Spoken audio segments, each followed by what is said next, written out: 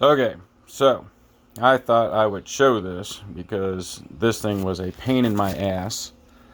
It is this motion sensor you get off Amazon, and I got it rigged up into this box. Coming in from this side over here is the line side, and this is the sensor down here, and this is the load side right here.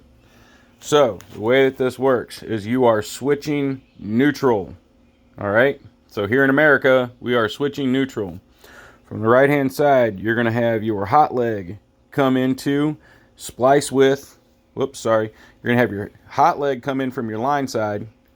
All right, splice straight through to your device, and you're going to bridge into the black wire on the motion sensor. Okay, so there's a red wire. I use a red wire as my load side going out to my light on the left here. And then, so I connect all three of them. Sensor, the sensor wire is black. My red wire is my load wire going to my light. And my black wire coming from the right is my line wire. Okay, so neutral is going to be the white wire coming from the right here, going up to this one right here, and that's going to connect to the red wire on the switch on the motion light. Okay,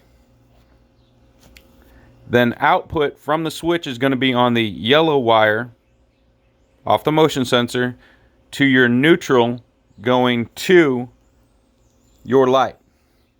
That's how this works.